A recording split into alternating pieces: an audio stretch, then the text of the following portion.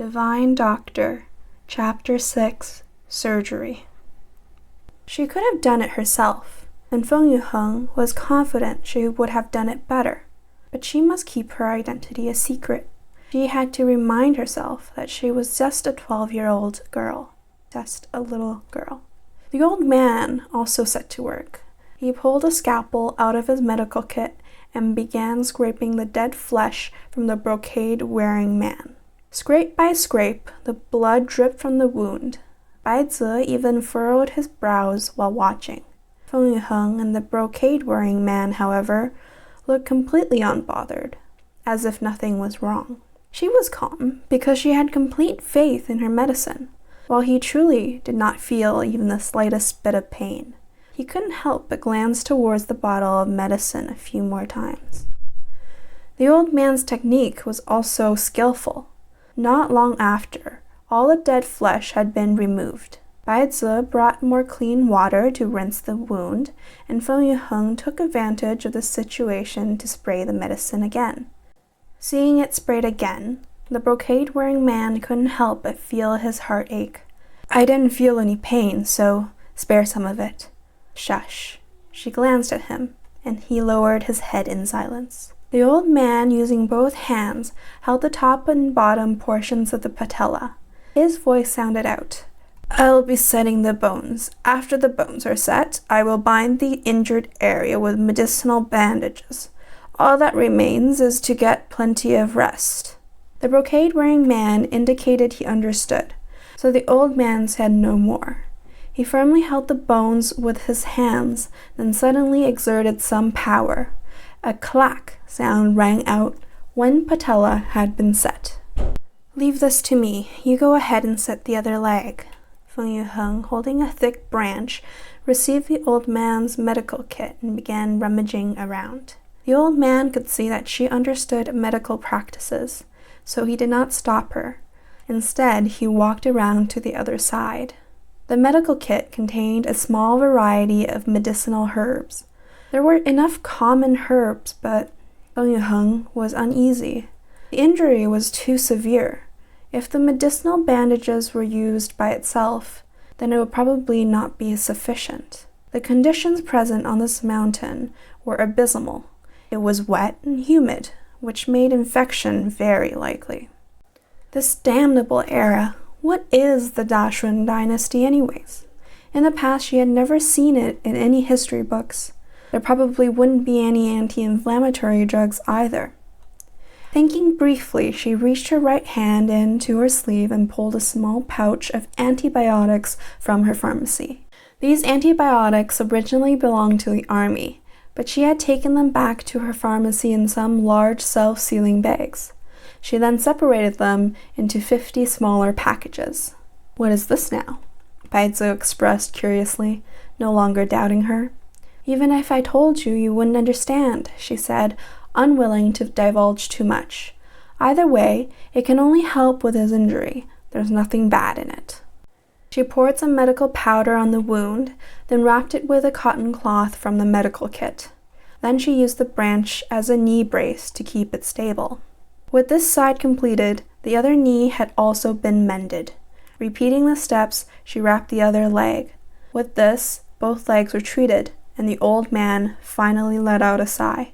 Slightly trembling, he looked at the brocade-wearing man. The man stared at his legs for quite a while.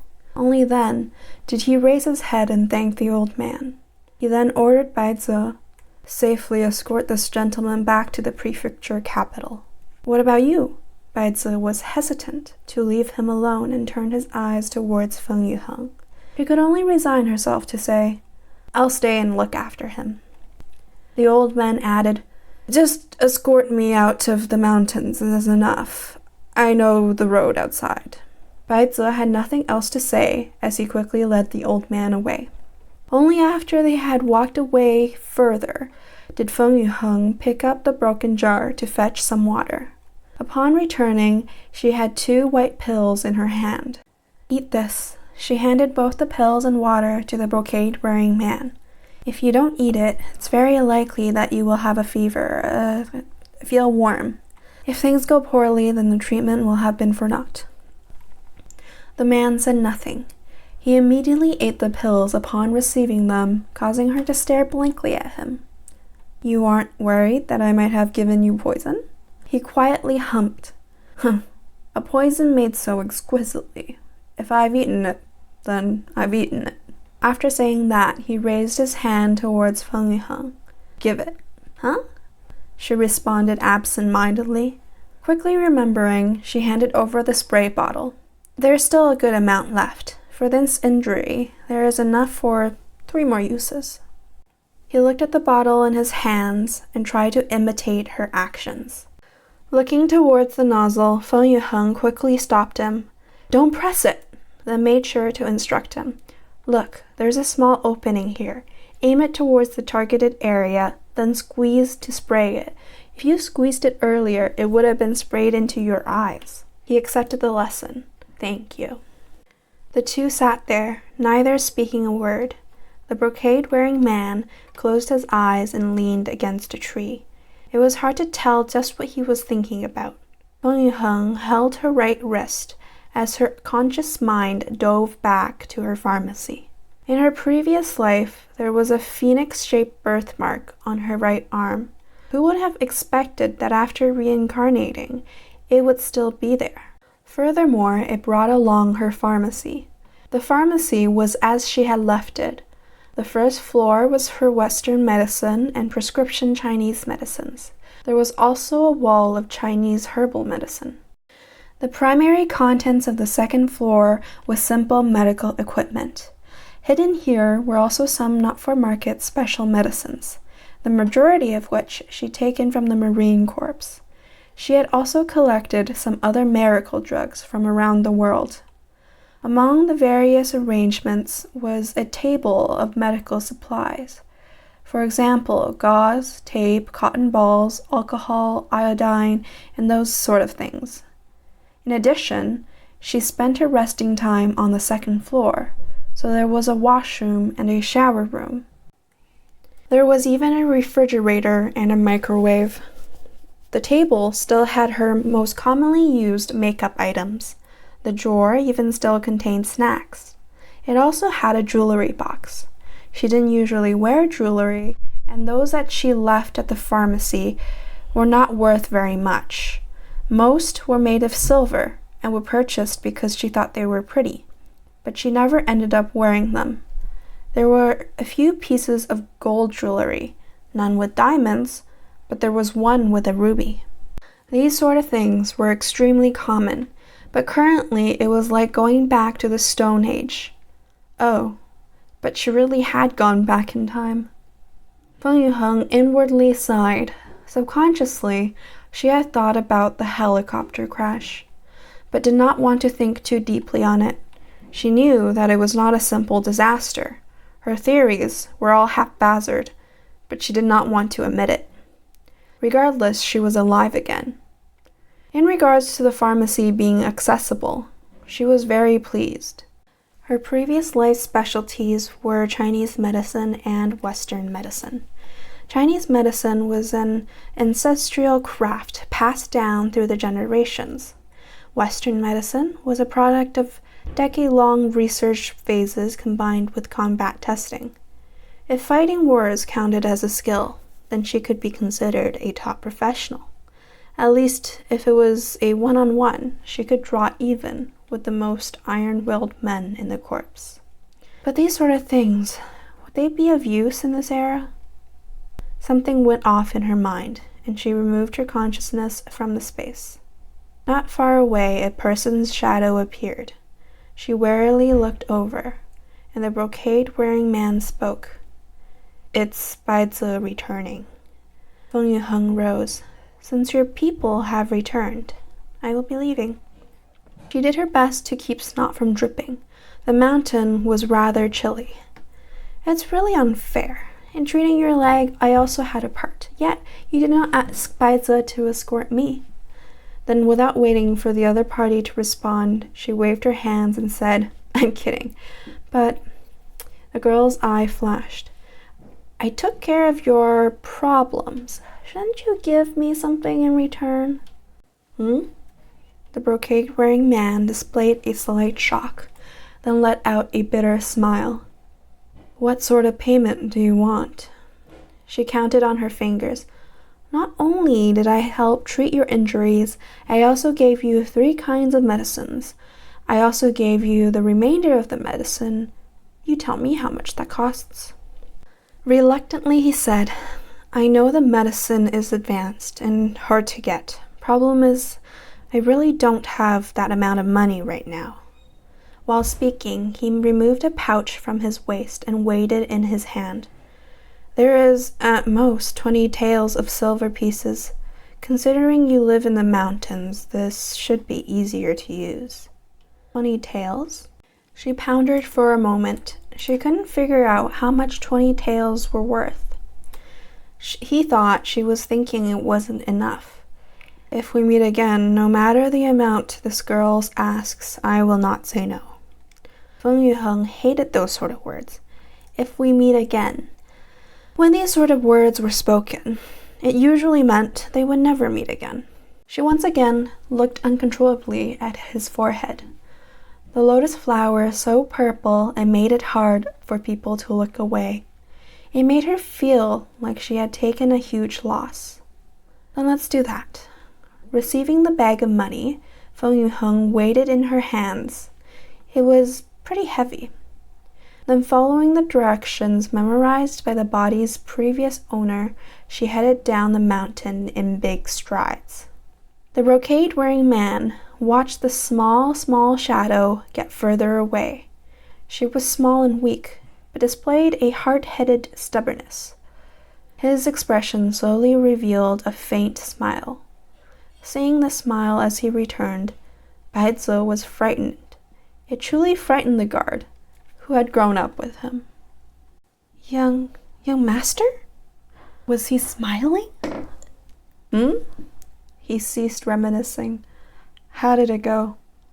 I escorted him to the entrance of the mountain and knocked him out. Whether he survives before waking up is reliant on his own luck. Having said that, Baizi glanced in the direction Feng Yu Heng had gone. Young master, do you want the subordinate to take care of business over there? No need, the brocade-wearing man quickly responded. We'll leave this mountain tomorrow. Subordinate obeys. Chapter 7. Trouble at Home. Feng Yu Heng pocketed the very valuable 20 taels and returned to Xiping village. The value of this money was retrieved from a memory belonging to the body's original owner. In a mountain village, a family of 3 can survive for a month on 1 tael of silver. Thus 20 taels is truly very valuable. The sky was already quite bright when she reached the village. On her way home, she had picked up plenty of medicinal herbs and mushrooms, which was then wrapped in leaves and vines to carry home. Since she had gone into the mountains to collect medicinal herbs, it would not make sense to return empty-handed. Following the path taken in her memories, she reached home. Before she reached her home, loud sounds reverberated. The sounds of a shrill housewife shouting abuse, a child crying, and a woman begging for forgiveness filled the air. She quickened her pace. As expected, the trouble was at her home. Xu Shi, who had not been burned to death last night at the mass grave, was dragging a woman by the arm out of the courtyard. On the side was the little boy around 5 or 6 years old. He was crying while supporting the woman who had fallen to the ground. Scram! You must move out of this house today. I want to reclaim this house. If you want to continue living here, then you need to pay 1 year's rent. The woman on the ground's body was extremely weak. How could she handle being dragged like this? She curled up on the ground and bitterly begged. Please, wait for our family's Aheng to arrive. Even if we must move, we need to wait for that child to return. Your family's Aheng? She ran away long ago. I heard she entered the mountains to pick herbs. She has been gone for 2 days. If she hasn't run away, then he's been eaten by wolves. What other hopes do you have? My big sis wouldn't be eaten by wolves, the little boy yelled loudly. My sister wouldn't be eaten by wolves. Heng wouldn't leave us behind. The woman also refuted Sushi's words. I beg you, wait 1 more day. 1 day is enough. 1 day is not okay. I want you to get out. Sushi raised her legs, aiming to kick the woman in the chest. But before her foot could reach its target, a sudden pain sprung forth in her calf. It hurt so bad that she could not stay steady, and she fell on her butt. The odd happenings of the previous night reverberated in Sushi's mind, as something familiar had just occurred.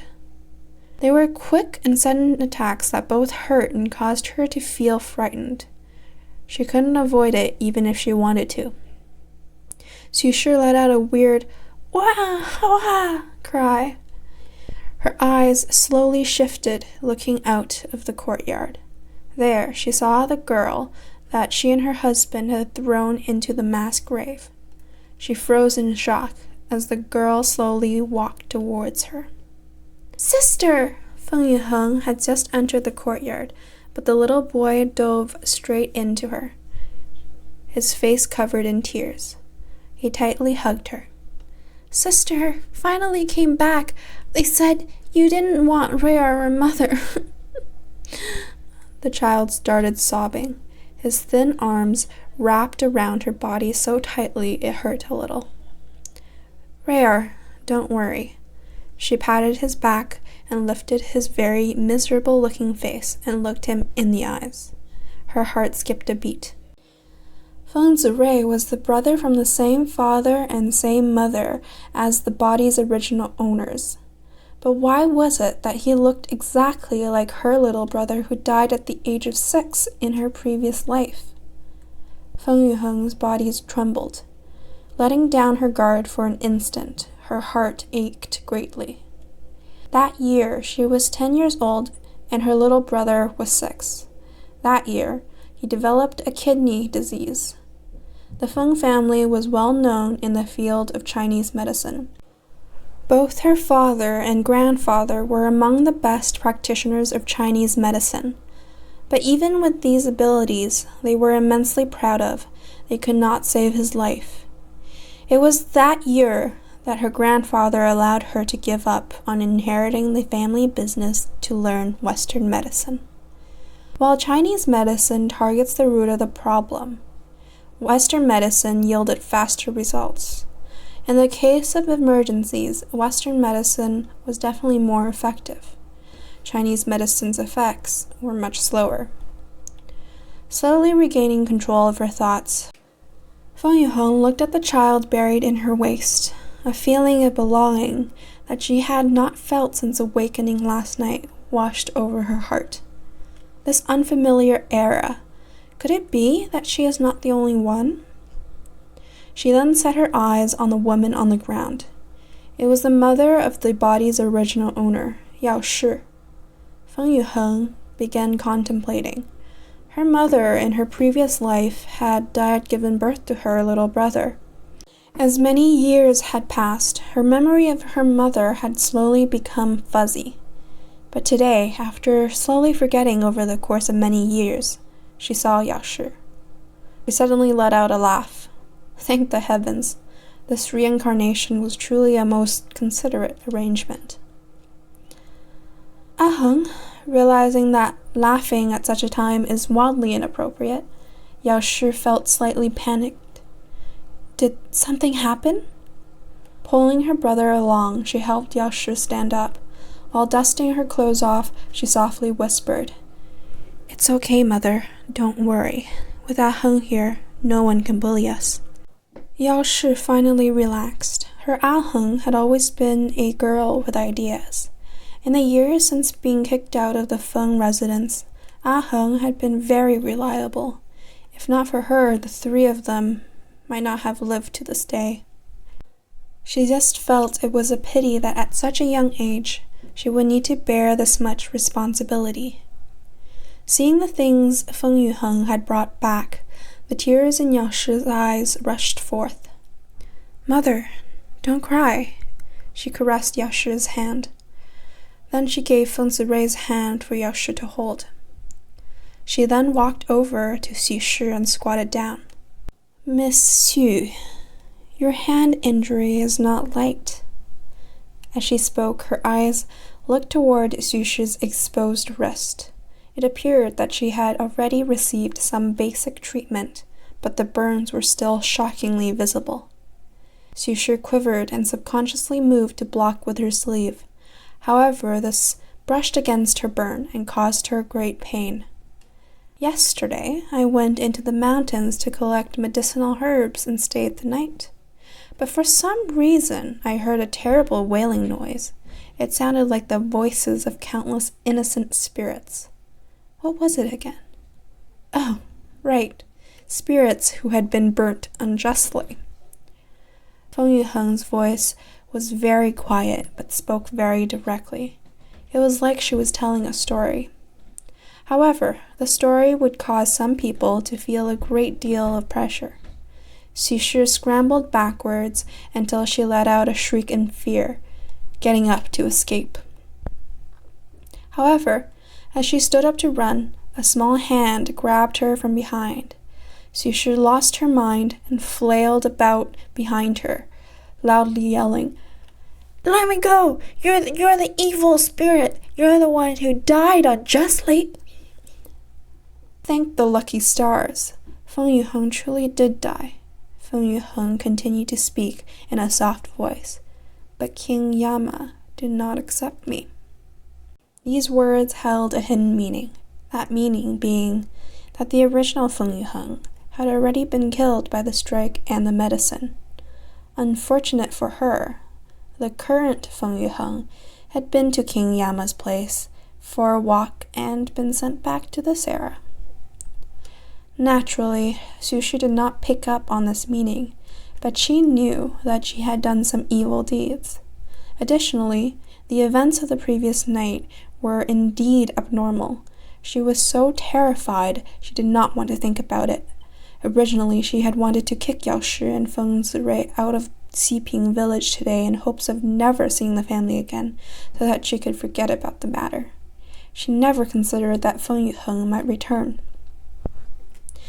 A year ago, my mother fell sick. Feng Yu Heng followed along the original's memories and began to collect her debts. Of the money given to us by the Feng residents, there were 50 taels of silver left. My mother gave all of it to you, yet 50 taels only became 3 sets of medicine. Aunt Sue, let's properly take care of these accounts. That medicine was extremely expensive. Xu Shi did not dare look Feng Yu Heng in the eyes. This girl used to be likable. She did not talk much to the other villagers. At worst, she was unsociable. But why was it that today her eyes were very frightening? Without waiting for Feng Yu Heng to reply, she desperately ran toward the courtyard exit. Feng Yu Heng's small hands had no hope of keeping her still, but she also had no desire to do so. She just wanted to frighten her a little, while reminding her that she had not forgotten of the evil deeds that were committed. Watching Xu Shi run away, Feng Yu Heng lightly picked at her lips, then loudly shouted, "Your children are also watching. There is retribution in this world, you best believe it." Hearing these words, Xu Shi's mind became even more frantic, causing her to fall with a thump.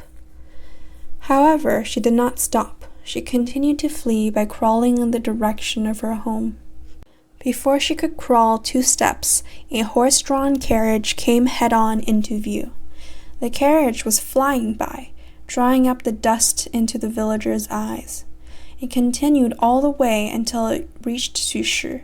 The carriage driver lashed out with a whip, forcefully bringing the steed's neighing to a stop. Xu Shi was so frightened she turned white. "Are your eyes blind?" She narrowly avoided being trampled to death by the horses. Paff! The driver did not speak again and directly slashed out with the whip at full strength. This left Sushi's body bloody and bruised. As if that wasn't the end, he continued with the second and third slash. Sushi was left sprawled on the ground, quivering. "This village lady is bold," the driver loudly laughed. "Why not open your eyes a little? Owning this quality of carriage, do you think you can afford to offend them?"